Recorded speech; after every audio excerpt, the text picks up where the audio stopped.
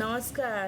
আজকে একটা গাছের পাতার মানে আমাদের সামনে যেসব পাতা আছে, গাছের পাতা ঔষধি রূপে কাজ হয়, কিন্তু আমরা সব পাতার গুণ জানতে পারি না, অত ধ্যান দিই না। ভালো জানি, কতটা ভালো জানা দরকার। আজকে দেখুন, আমি নতুন কোনো গাছের পাতা নিয়ে এসেছি। এটা বলছে হাজওয়াইন পাতা। হয়তো অনেকের ঘরেতেই আছে।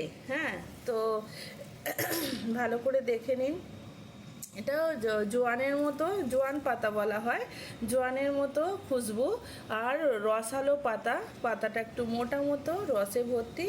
এই পাতা এত ভরপুর ওষুধি গুণ আছে, যেটা আমি কালেক্ট করেছি আপনাদের সঙ্গে শেয়ার করছি। এতে কি আছে জানা দরকার সবাইকে, যে এতে অ্যান্টিঅক্সিডেন্ট ভরপুর আছে, রোগ প্রতিরোধ ক্ষমতাটা বেড়ে যায় রোজের যদি আমরা চিবিয়ে একটু একটু করে খেতে থাকি। তারপরে অ্যান্টিব্যাকটেরিয়াল আছে, অ্যান্টি ইনফ্লামেটরি গুণ আছে, ভিটামিন আছে, মিনারেলস আছে, কার্বোহাইড্রেট, ফাইবার আছে, ক্যালসিয়াম ম্যাগনেসিয়াম আছে, প্রাকৃতিক ভরপুর গুণ আছে।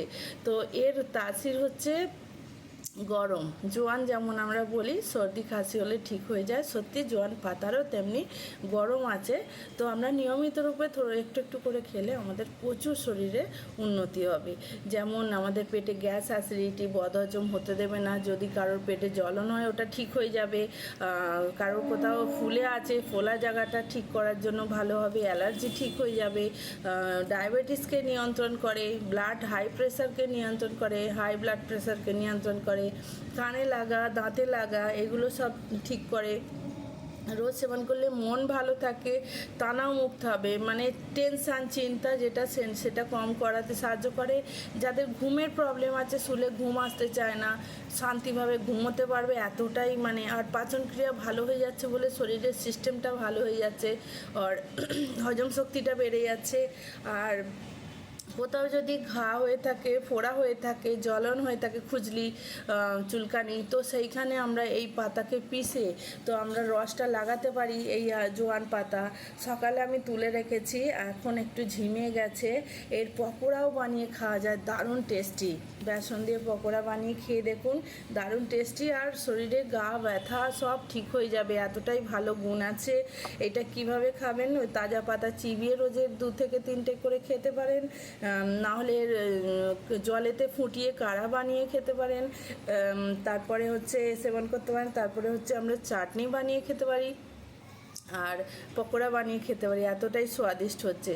তো এত ভালো গুণ আছে, কিন্তু একটু সাবধানী রাখা দরকার। সেটা হচ্ছে কোনো কিছু জিনিস আমরা কিন্তু কিছু জিনিস আমরা কিন্তু বেশি মাত্রায় খাবো না। বেশি মাত্রায় খেলেও কিন্তু প্রবলেম আসতে পারে। যেমন এটা এই জোয়ান পাতাটা সেবন করলে কি হচ্ছে, আমাদের রক্তটাকে পাতলা করে রাখছে, গাঢ় হতে দেয় না, যেটা সমস্যার সৃষ্টি হয়, কোলেস্ট্রল বলুন, আলাদা আলাদা সব সৃষ্টি হয়।